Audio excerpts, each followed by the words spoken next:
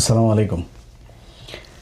আপনারা একটা রক্তক্ষয়ী সংঘর্ষ, একজন রাক্ষসের মুখ থেকে এই দেশটাকে ১৪০০ মানুষ জীবন দিয়ে বাঁচিয়ে দিয়ে গিয়েছে। সেখান থেকে ২ বছর দূরত্বেও নাই, ২ বছরেরও কম সময় হয়েছে।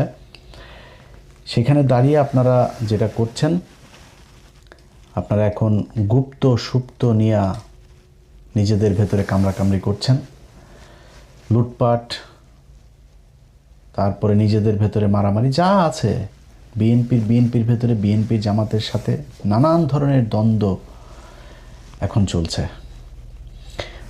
অথচ কয়দিন আগে আপনারা একসাথে মার খেয়েছেন, একসাথে গুম হয়েছেন, একসাথে রিমান্ডে গিয়েছেন, একসাথে জেলখানায় থেকেছেন, একসাথে মশারি নিয়ে ধান খেতে ঘুমিয়েছেন। আপনারা সেটা ভুলে গিয়েছেন। অথচ আমরা যে কত ভয়ঙ্কর একটা পরিস্থিতির ভেতরে, কত বিপজ্জনক জায়গার ভেতরে এই দেশটা দাঁড়িয়ে আছে, এটা আপনাদেরকে অনুমান করার, বিবেক বুদ্ধি দিয়ে চিন্তা করার সেই শক্তি বোধহয় আল্লাহ আপনাদের দেয় নাই।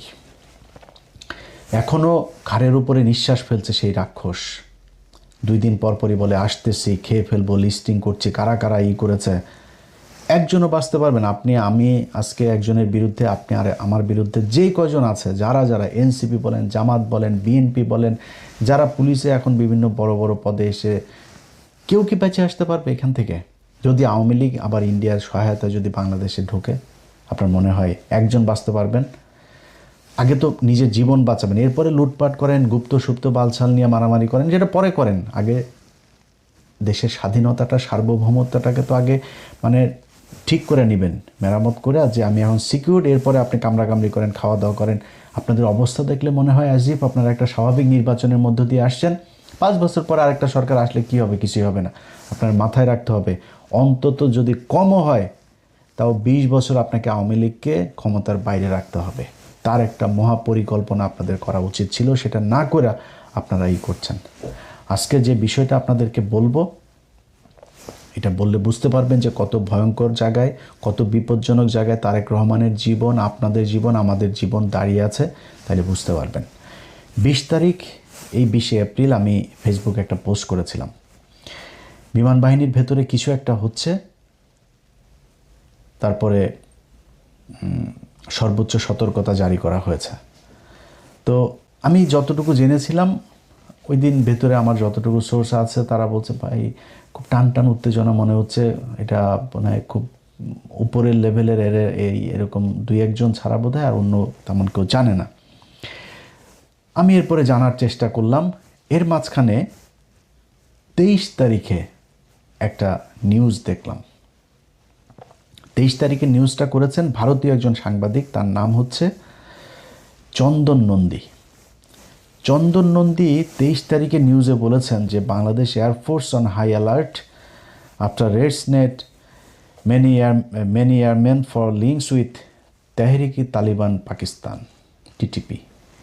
আচ্ছা, এই নিউজের ভেতরে তিনি বিস্তারিত লিখে দিয়েছেন কি হয়েছে ওই রাতে, তারপরে এর আগে পরে কি ঘটছে, সেনা বিমান বাহিনীর ভেতরে তেহরিকি তালিবানের কি বিশাল বিস্তৃতি ঘটেছে, কতজন সেখানে ট্রেন আপ হয়েছে, কতজনকে, 2 জনকে ধরা হয়েছে, গ্রেপ্তার করা হয়েছে, 10 জনকে আটক করা হয়েছে জিজ্ঞাসাবাদের জন্য, আরও 10 জন পালিয়েছে, সব বিস্তারিত বলে দিচ্ছে। অথচ সে তার এই খবরের ভেতরেই বলছে যে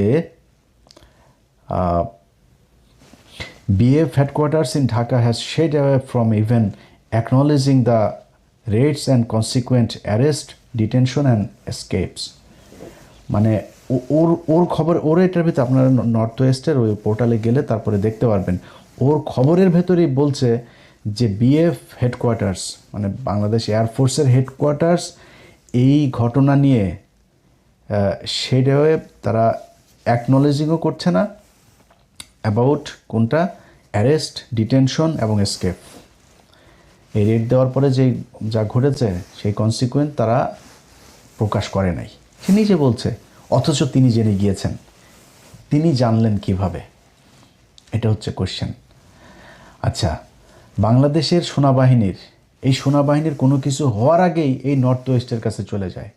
এই চন্দন নন্দীর কাছে। চন্দন নন্দী মূলত ভারতীয় গোয়েন্দা সংস্থার একটা মুখপাত্রের মতো আচরণ করে, ওইখান থেকে যেসব সূত্রে খবর টবর পায় এগুলোই সে মূলতই করে। তার খবরের একটা বিরাট অংশ জুড়ে বাংলাদেশ সেনাবাহিনীর ভেতরে ওয়াকার পাত দিলেও ওই গন্ধ পায়, এরকম অবস্থা। তো উনি কিভাবে জানলেন? বিএফ এয়ারফোর্স হেডকোয়ার্টার এটা বলেন, সে নিজে বলছে তারা নিজেরাই মুখ খোলে নাই এই কারা কি হয়েছে, এই রেডের পরে কাদেরকে ধরা হয়েছে কি করা, অথচ সে সংখ্যা বলে দিচ্ছে যে 10 জনকে 2 জনকে গ্রেপ্তার করা হয়েছে, 10 জনকে 9 জন বা 10 জনকে জিজ্ঞাসাবাদের জন্য ধরা হয়েছে, আরও 9-10 জন পালিয়েছে, সেসব বলে দিচ্ছে। কিভাবে জানলো? এবার আসেন, বাংলাদেশের একজন, আমি চন্দন নন্দীর এখানে আরেকবার আসতে হবে, তার আগে বাংলাদেশের একজন সাংবাদিক আছেন জুলকারনাইন সায়ের খান সামি ভাই।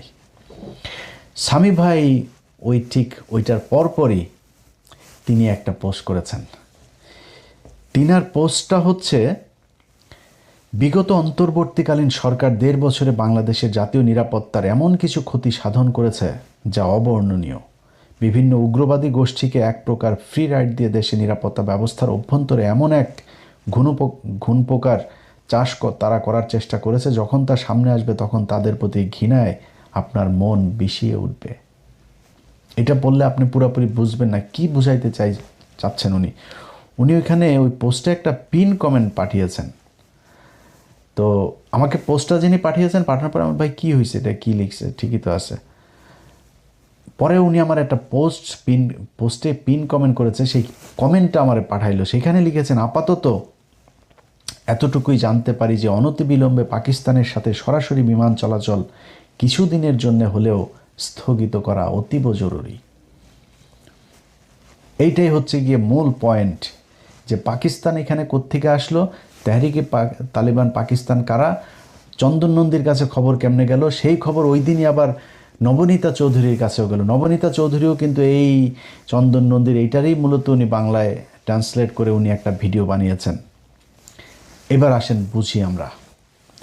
বুঝতে হলে আমাকে আবারও সেই চন্দন নন্দীর ওই পোস্টে যাইতে হবে। আচ্ছা, চন্দন নন্দী 2টা নিউজ করেছে, একটা 23 তারিখ আর একটা 26 তারিখে, 2 দিন আগে। আচ্ছা, তিনি একটা কথা বলেছেন যে the information related to the TTP, মানে ওই তেহরিক তালিবান পাকিস্তান, যেটা network among BF personal spread after Pakistani authorities informed Bangladeshi officials. Pakistani authorities মানে হয় গোয়েন্দা সংস্থা বা সরকার বা দূতাবাস, কোনো একটা পক্ষ বাংলাদেশ এয়ারফোর্সকে জানিয়েছে, অফিসিয়ালসদেরকে জানিয়েছে, পাকিস্তানের সরকার জানাইলো। বুঝেন, কিন্তু খুব হিসাব করে বুঝেন। পাকিস্তানের সরকার বাংলাদেশ সরকারকে জানাইলো, তেহরিকি তালিবান পাকিস্তানের লোক তোমার এয়ারফোর্সের ভেতরে আছে, তাদেরকে তাড়াতাড়ি ধরো। আচ্ছা, জুলকারনাইন সামি বলল যে পাকিস্তানের সাথে প্লেন যোগাযোগ তাড়াতাড়ি বন্ধ করো। আচ্ছা, পাকিস্তান থেকে তাহরিকে তালিবানের পাকিস্তানরা তাহলে বাংলাদেশে যে এয়ারপোর্ট এটা বন্ধ করার মানে কি? মানে হচ্ছে যে বন্ধ করলে এই যে ডিরেক্ট ফ্লাইটে তাড়াতাড়ি সব তাহরিকে তালিবান পাকিস্তানের লোকজন বাংলাদেশে আসতেছে, এই জন্য উনি চান তাড়াতাড়ি পাকিস্তানের সাথে বিমান যোগাযোগ বন্ধ হোক। এবার আমরা চলেন বুঝি তেহরিকি তালিবান পাকিস্তান এরা আসলে কারা। এটা বুঝলে আপনি বুঝবেন আসল ঘটনাটা কি। তেহরিকি তালিবান পাকিস্তান কয়েকদিন আগে 2টা ছেলে এদের সাথে গিয়ে যোগ দিয়েছিল, পাকিস্তানের মিলিটারির সাথে যুদ্ধ করেছে। একজনের নাম ফয়সাল, আরেকজনের নাম জুবায়ের। ফয়সাল এবং জুবায়ের দুইজনই বাংলাদেশি নাগরিক, কিন্তু পরে জানা গেল দুইজনই হিন্দু মুসলমান নাম দিয়ে তারপরে তারা সেখানে গিয়ে এদের সাথে যুক্ত হয়েছে। সেটা নিয়ে যদিও এই সরকারের খুব বেশি বিশ্লেষণ এটা নিয়ে আমাদের কোনো কিছু জানানো হয়নি, খুব গোপনীয়ভাবে রাখা হয়েছে। বরং পাকিস্তান যতটুকু সম্ভব তারা সেটাকে প্রচার করেছে, এবং পাকিস্তান মাঝখানে বাংলাদেশের সাথে ভিসা প্রক্রিয়া খুব সহজ করেছিল। এখন কিন্তু ওদের এখানে যাইতে গেলে আবার কয় টাকা ফি দেওয়া একটা বিরাট তৈরি করেছে তারা। তো আমি কিছু রোগী আপনার থাইল্যান্ড, তারপরে চীন, আমার পরিচিত একজন, তারা এরকম পাঠায়। পাকিস্তানেও কিছু রোগী পাঠানো হয়েছে। পাকিস্তানের ট্রিটমেন্টের ব্যবস্থা কিন্তু খুব ভালো, আপনারা খুবই মানে অল্প খরচে খুব ভালো মানের চিকিৎসা পাইতে পারেন। তো আমি কিছু লোকজনকে পাঠিয়েছিও আমার ওই এজেন্সির মাধ্যমে।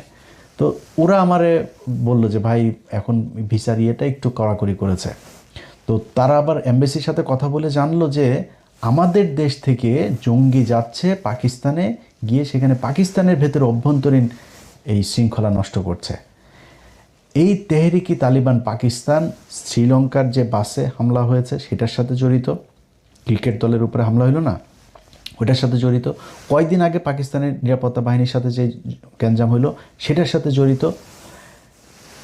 এইটারে বুঝতে হইলে যে তেহরিকি তালিবান পাকিস্তান কেন পাকিস্তানের সাথে লাগে, এটা বুঝতে হইলে এটা কারা, এটা বুঝতে হইলে আপনাকে কয়েকদিন আগে যে আফগানিস্তানের সাথে পাকিস্তানের যুদ্ধ হইল না, আপনারা অনেকেই অবাক হন না যে পাকিস্তান কেন আফগানিস্তানের সাথে, আফগানিস্তানের লোকজনরা এইভাবে ওই পারে বোমা বর্ষণ করে। কারণ হচ্ছে তেহরিকি তালিবান পাকিস্তান, এই টিটিপি হচ্ছে রয়ের তৈরি করা আফগানিস্তানের একটা বাহিনী। তালেবানদেরই একটা অংশ, তারা রয়ের সাথে মিলে মোটা অঙ্কের টাকা দিয়ে এদেরকে আপনার তৈরি করা হয়েছে পাকিস্তানের বিরুদ্ধে যুদ্ধ করার জন্য।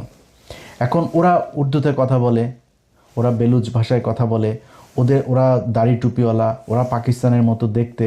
ওরা আমেরিকার সাথে আফগানিস্তানের যুদ্ধ শুরুর পর থেকে 20 বছর ধরে প্রায় 10 লক্ষ আফগানি পাকিস্তানিরা জায়গা দিয়েছে, তাদের এখন ওইখানে দোকানপাট আছে, তারা এখানে থাকে খায়, পাকিস্তান তাদেরকে নাগরিকত্ব দিয়েছে, কিচ্ছু বলে না। ওদেরকে দিয়ে পাকিস্তানের বিরুদ্ধে যুদ্ধ করাইতে খুব সুবিধা হয়। এই জন্য এদেরকে ট্রেন আপ করেছে, করে তারপরে তাদের সাথে যুদ্ধ করায়।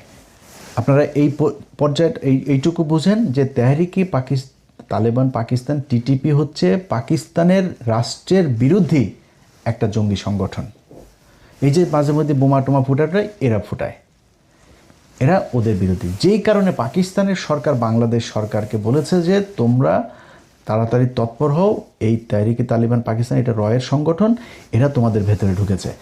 এইবার কোশ্চেন হচ্ছে তেহরিকি তালিবান পাকিস্তান বানাইলো পাকিস্তানের সাথে যুদ্ধ করার জন্য পাকিস্তানের ভেতরে, কিন্তু আমাদের দেশে কেন পাঠিয়েছে? এইটা হচ্ছে গিয়ে মূল বিষয়। এইটা বুঝতে পারবেন যে আপনি কত বিপদে আছেন, আপনার তারেক রহমান কত বিপজ্জনক জায়গায় দাঁড়িয়ে আছে, আমার পুরো দেশের সার্বভৌমত্ব কতটা বিপজ্জনক জায়গায় দাঁড়িয়ে আছে।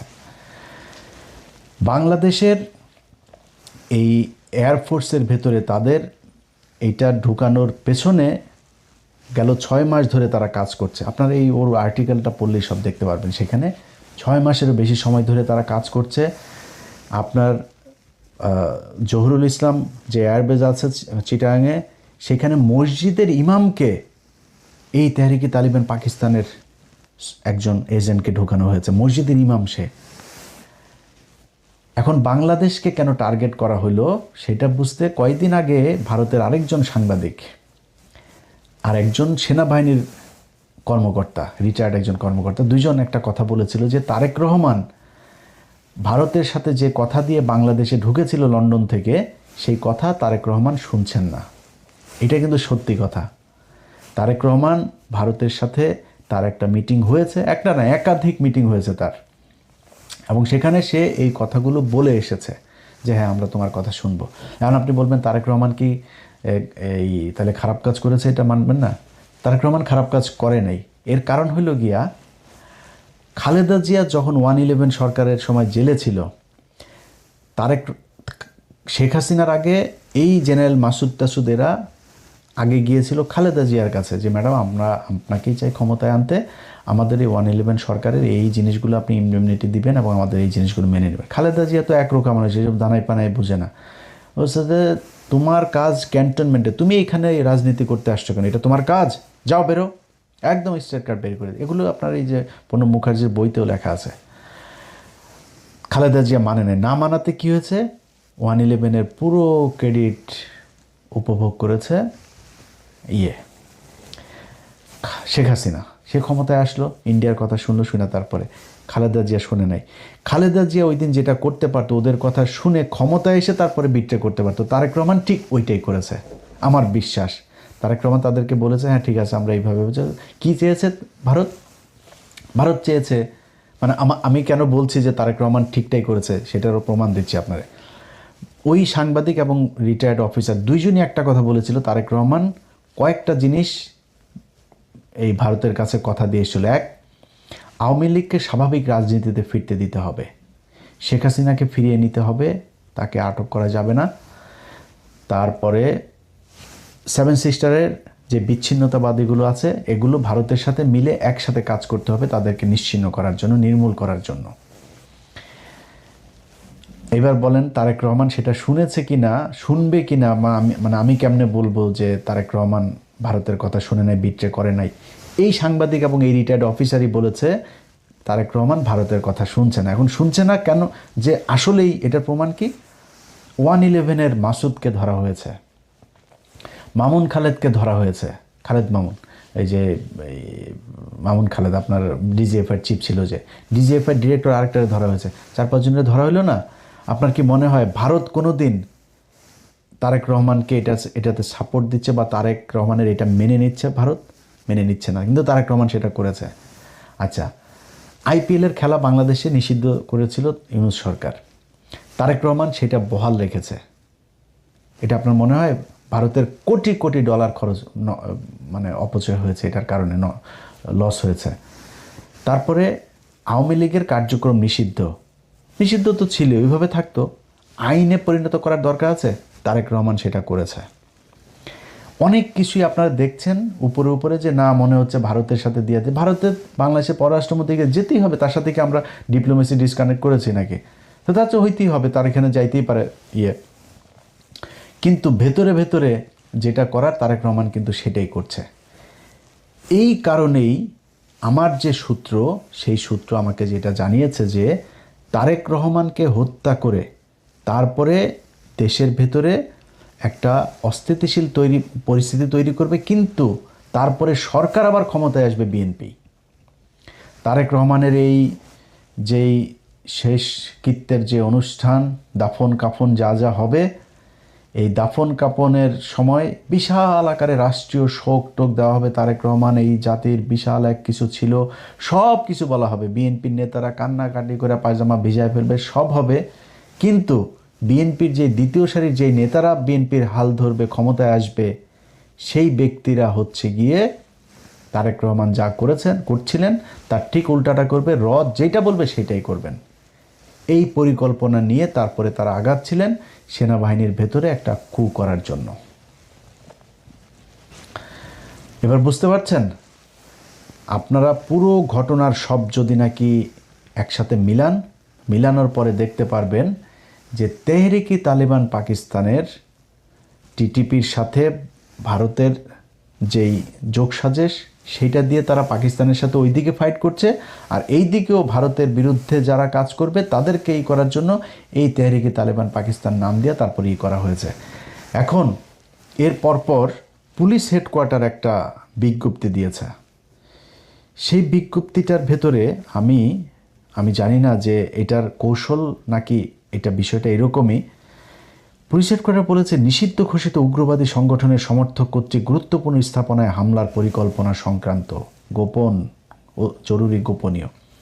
এটা দিয়েছে 23 এপ্রিল। ওই যে তারিখ মনে আছে, যেই 23 এপ্রিল চন্দন নন্দী আপনার নিউজ করলো, সেই 23 তারিখে পুলিশ হেডকোয়ার্টার এটা দিল। ওর পরের দিনই আবার জুলকারনাইন স্বামী ভাইও এটা নিয়ে করলো। ওই দিনই আবার নবনীতা চৌধুরীও নিউজ করলো। সবগুলোর একসাথে মিলান, তাহলে বুঝতে পারবেন যে খেলাটা কোথায়।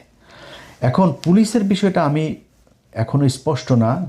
পুলিশ যেটা বলেছে নিষিদ্ধ ঘোষিত উগ্রবাদী সংগঠন, তো এই নিষিদ্ধ ঘোষিত উগ্রবাদী সংগঠনটা কি ইসলামী কোনো নিষিদ্ধ ঘোষিত সংগঠন নাকি কোনটা, এটাই না। এখন যদি পুলিশকে সর্বোচ্চ সতর্ক অবস্থায় রাখার জন্য এটা একটা কৌশল হয়ে থাকে তাহলে ভালো। বাট আমি সরকারের সব পর্যায়কে একটা জিনিস বলবো, সিটিটিসির যিনি আছেন প্রধান, এই মাল কিন্তু রয়ের মাল। অতএব তার এখানে আবার তার আলোচনাও কয়দিন ধরে হচ্ছে, সে তার বক্তব্যের প্রেক্ষিতে বা তার তথ্যের প্রেক্ষিতে যদি এই জঙ্গি সংগঠন, উগ্রবাদী সংগঠনের হামলার নাশকতার এই আওয়ামী লীগের মতো যদি ছক সাজানোর কথা বলে থাকেন, তাহলে কিন্তু বিপদে বিএনপি আরেকবার পড়বেন। তা আপনারা আব্দুর রহমান, বাংলা ভাই, এই খালেদা জিয়া তাদেরকে বিচার করেছে, এই খালেদা জিয়ার সব জঙ্গিদেরকে ধরেছে, অথচ সেই জঙ্গির সব আপনার কনসিকুয়েন্স পোহাইতে হয়েছে কাদেরকে? এই তারেক রহমান আর খালেদা জিয়াকে। বিএনপি এখন পর্যন্ত আমেরিকায় নিষিদ্ধ আপনার জঙ্গি সংগঠন, সন্ত্রাসী সংগঠন। তো আপনাদের যদি নাকি এখন এই মুহূর্তে যদি এই জঙ্গিদের নাম দিয়ে যদি আপনারা অভিযান পরিচালনাও করেন, না করে যদি সেইটারে নির্মূলও করেন, এটা যদি অ্যাকনলেজ করেন যে হ্যাঁ আমরা এটা মেনে নিলাম এই দেশে জঙ্গি আছে এবং আমরা জঙ্গি মারছি, এটাও কিন্তু আপনাদের বুমেরাং হবে। মানুষ জানবে, পৃথিবীর অন্য দেশগুলো, বিদেশিরা জানবে যে বাংলাদেশে এই যে এতদিন ভালো ছিল, এখন তারেক রহমান আসার পরে এই যে জঙ্গি আবার বেড়ে গিয়েছে। সো আপনাকে সরাসরি স্বীকার করতে হবে তারেক রহমান যে আপনার শত্রু কারা।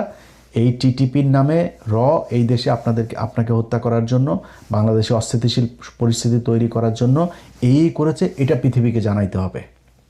যদি আপনি আবারও সেই জঙ্গি খেলা, শেখ আব্দুর রহমান ইসলামের কেউ না, বাংলা ভাই ইসলামের কেউ না, কিন্তু তাদেরকে ইসলামী জঙ্গি সংগঠন হিসাবে আপনি করেছেন। আপনার তখনই কন্ডেম করা উচিত ছিল যে না, এরা মুসলমান, এটা করে না, ইসলাম কোরআন হাদিস এটা বলে নাই কখনোই, এদেরকে আমরা মুসলমান ইসলামী সংগঠন মনে করি না। আজকে তেহরিকে তালেবান পাকিস্তানের আপনি ইসলামী সংগঠন মনে করবেন?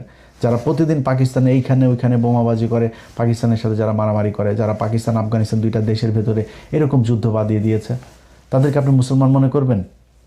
এরা মুসলমান না। আমাদের দেশে যারা এই তাহরিকে তালেবান পাকিস্তানের নামে যারা করছে, এরাও মুসলমান হইতে পারে না।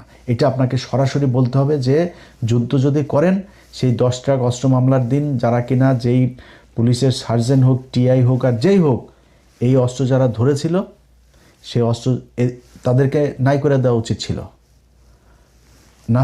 নামার পরে আপনি ঘুমটা দিয়ে লাভ নাই, তাদেরকে নাই করে দেওয়া উচিত ছিল। আপনি ধরার পরে সারা পৃথিবী জেনেছে যে 10 টাকা অস্ত্র মামলা উলফার কাছে যাচ্ছে, মানুষ জানে কোথায় যাচ্ছে, কি হয়েছে, কি হচ্ছে। আজকে আপনি যদি নাকি আসলেই ভারতের সাথে খেলতে চান তারেক রহমান, আপনাকে প্রকাশ্যে ঘোষণা দিতে হবে এই দেশের প্রতিটা মানুষ আপনার জন্য জীবন দেওয়ার জন্য প্রস্তুত আছে। আমি ইলিয়াস হুসাইন বললাম, আমি নির্বাচনে আপনার বিরোধিতা করেছি, সামনের বার নির্বাচন হইলে সামনের বারও হয়তো আপনার বিরোধিতা করব। বাট যদি দেখি আপনি ভারতের কারণে কোনো সিকিউরিটি ইস্যুর মধ্যে আছেন, নিরাপত্তা ঝুঁকিতে আছেন, আপনার কোনো সহায়তা লাগবে, আপনার জন্য জীবন দিতে হবে, আমি বাংলাদেশের নাগরিক হিসাবে আমি সবার আগে আপনার জন্য জীবন দিতে প্রস্তুত আছি। আপনি বাংলাদেশের, আমরা একটা জেনারেশন তৈরি করেছি, যেই জেনারেশনের 18 কোটি মানুষ, খালি আওয়ামী লীগের এগুলো বাদে আর হিন্দুদের ভেতরেও একটা বিশাল অংশ এই ভারতের বিরুদ্ধে যুদ্ধ করার জন্য প্রস্তুত আছে। সো আপনাকে ঘোষণা দিতে হবে যুদ্ধটা কি বেঁধেছে, কাদের সাথে যুদ্ধ, এটা আপনাদের বলতে হবে। না হইলে এই যে স্বামী ভাইয়ের মতো এরকম কিছু লোকজন, চন্দন নন্দীর মতো এদের এরকম কিছু লোকজন কি করবে, একটা ঘটনাকে অন্যদিকে, পুরো ঘটনাটা হইল গিয়া পাকিস্তান আমাদেরকে বাঁচাইলো, পাকিস্তান তাদের গোয়েন্দা সংস্থা আমার দেশের সেনাবাহিনীর বালবাহিনীর এরা খবর পায় না, পাকিস্তানি গোয়েন্দা সংস্থা আমাদেরকে জানাইলো, তারেক রহমানের জীবন বাঁচাইলো, সরকার পতন ঠেকাইলো। অথচ আমরা এখন বলছি কি বিমান চলাচল নিষিদ্ধ করতে হবে পাকিস্তানের সাথে। পাকিস্তানকে বাংলাদেশের সব ধরনের সিকিউরিটি, তারেক রহমানের সিকিউরিটি পর্যন্ত পাকিস্তান থেকে নেওয়া উচিত, চীন থেকে নেওয়া উচিত, আমেরিকা থেকে, টার্কি থেকে, যারে দরকার হয়। ভারতকে আপনার মোকাবেলা করার জন্য যেটা দরকার হয় আপনি সেটা করতে হবে। আমার কোনো সমস্যা নেই, আমেরিকার সাথেও কোনো সমস্যা নেই, চীনের সাথে নেই, পাকিস্তানের সাথে নেই, টার্কির সাথে, কারোর সাথে নেই। আমার সমস্যা ভারতের সাথে, এইটা আপনাকে বুঝতে হবে। যদি আপনি সরাসরি এইভাবে না বলেন, এই গোজামিল দিয়া এইভাবে পুলিশের কিছু জাউরাগুলো তো আছে এখনও, সেনাবাহিনীর এই যে ওয়াকার বাহিনী আছে, এই ওয়াকার বাহিনী দিয়া তারপরে মানুষের মাঝে বিভ্রান্তি তৈরি করবে। পৃথিবীর কাছে আপনি যেটাই জানেন আর না জানেন, কিন্তু এই যে লেখালেখি, এই যে চন্দন নন্দীর যেই লেখা, তারপরে মিডিয়াতে যা আসবে, এই যে পুলিশের যে হেডকোয়ার্টার থেকে যেটা দেওয়া হলো, এটা কি প্রতিটা দূতাবাসে যায় নাই? প্রতিটা দূতাবাসে এটার খবর পায় নাই? কি জানলো, মেসেজটা কি গেল তাদের কাছে যে বাংলাদেশে আবারও জঙ্গি মাথা চারা দিচ্ছে? এই বাংলাদেশে গেল 2 বছরে কোনো দিন তো জঙ্গি হামলা হইল না। হাসিনা না থাকলে নাকি এই দেশে জঙ্গি দিয়ে ভরে যাবে, কই জঙ্গির কোনো কিছু তো আমরা দেখলাম না, এখনও তো জঙ্গি নাই। এত মানুষ মারলেন, সেই মানুষগুলোরে যে খামাখা ফাও মারলেন, এই মানুষগুলো তো নিষ্পাপ, নির্দোষ মানুষগুলোকে জঙ্গি বানায় তারপরে করা হইলো। অতএব বিএনপির কাছে অনুরোধ থাকবে, আল্লাহর ওয়াস্তে এই জঙ্গি খেলা বন্ধ করেন। ভারতের সাথে যে যুদ্ধ করছেন এটা সরাসরি প্রকাশ করেন, সরাসরি প্রকাশ করে তারেক রহমান আপনি দরকারে আপনার যেই সিকিউরিটি দরকার, খালি এয়ার ডিফেন্সটা আপনি ঠিক করেন, এই দেশের মানুষ আপনাকে নিরাপত্তা দিবে। যদি খালি এটা আপনি প্রকাশ করতে পারেন যে ভারতের সাথে আপনি খেলছেন, মানুষ আমি ইলিয়াস বললাম, আমি প্রথম বিমানের টিকিট কাটবো যেদিন বুঝবো যে বিএনপি ভারতের সাথে লেগেছে। আল্লাহর কসম করে বললাম, আমি প্রথম ব্যক্তি হব বিদেশ থেকে প্লেনের টিকিট কেটে বাংলাদেশে ঢুকবো ইনশাল্লাহ। যাই হোক, সবশেষ যারা এই যে গুপ্ত সুপ্ত টুপ্ত এইসব নিয়ে গ্যাঞ্জাম করছেন, আপনাদের কাছে অনুরোধ থাকবে ভাই, দেশের অবস্থা কিন্তু ভয়ঙ্কর। আপনি এগুলি যদি বাদও দেন, দেশও যদি চালাইতে চান, এই যে তেলের যেই সংকট দেখায় দিয়ে গেল, এটার কারণে কি একটা দুইটা জিনিস হবে? আপনার ফসল নষ্ট হয়েছে, পাট নষ্ট হয়েছে, ধান নষ্ট হয়েছে, ঝড়ে সারা দেশে কালবৈশাখী ঝড় চলছে, এটাতে ব্যাপক ক্ষয়ক্ষতি হয়েছে। সামনে খাদ্য সংকট দেখা দিবে। তেল আপনারা কতদিন এই বেশি দামে কিনতে হয় তার কোনো ঠিক নেই। সামনে আপনি কার কাছ থেকে কে আপনাদের তেল দিবে, কার কাছ থেকে নিতে পারবেন, কোন দিক থেকে কী করবেন, আপনার সেগুলির কোনটা কি ঠিক করা হয়েছে জানি না। ভয়ঙ্কর অবস্থা। আপনি বিরোধী দলের সাথে সুপ্ত গুপ্ত কারে নিয়ে একটা পোস্ট করছে, সেটা নিয়ে, আরে ভাই পোস্ট এগুলি আওয়ামী লীগের সারাদিন কাজ, এদের এগুলো নিয়ে এখন গ্যাঞ্জাম বাঁধানো। মনে করেন শিবিরের কেউ একজন করছে, কি হয়েছে রে ভাই? জাইমা রহমানরে নিয়ে মনে করেন বললো, আপনারা এখন জাইমা রহমানরে নিয়ে বলার পরে এত আপনার কষ্ট লেগে গেছে। এই জাইমা রহমানরে একজন মন্ত্রী, সিটিং একজন মন্ত্রী, এই যে মুরাদ কি বলেছিল, এই মন্ত্রী বলেছে জাইমা রহমানের ব্যাপারে যা মনে চায় তাই খারাপ ভাষা করে। ওই তখন মন্ত্রীর বাসায় গিয়ে তো হামলা করতে পারেন নাই? তখন তো আপনাদের এত দেশপ্রেমিক জাইমা প্রেমিক লোকগুলির আমরা রাস্তায় দেখলাম না। তারেক রহমানকে এত ভালোবাসেন, তারেক রহমানের মারে এইভাবে 2টা বছর জেলখানায় রেখে মেরে ফেললো, ট্রাক দিয়ে আটকায় রাখলো। এত ভালোবাসা, এত শক্তি কই ছিল সেদিন আপনাদের? একটু দেখাইতেন, তাহলে তো খালেদা জিয়ার জেলখানায় গিয়ে মরতে হয়। খালেদা জিয়া কি মারা গিয়েছে নাকি? তারা হত্যা করা হয়েছে। অতএব একটু ধৈর্য ধরেন। বিরোধী দল একটা কাজ করছে, ওকে, বিরোধী দল যতটুকু সহনশীলতা দেখাচ্ছে এটি রেসপেক্ট করেন। তারা তো আপনার সরকার পতন করতে যাইতে চায়নি। তারা সংসদে দাঁড়ায় তারপর বলছে যে এই জ্বালানির সংকট এটা এই সরকারের সংকট না, এটা বৈশ্বিক সংকট। আর কি বলবে একটা সরকারকে? একটা বিরোধী দলের এর চেয়ে বেশি আর কি বলবে? ধৈর্য ধরেন, খুব সাবধানে প্রতিটা স্টেপ ফেলতে হবে। আল্লাহ হাফেজ।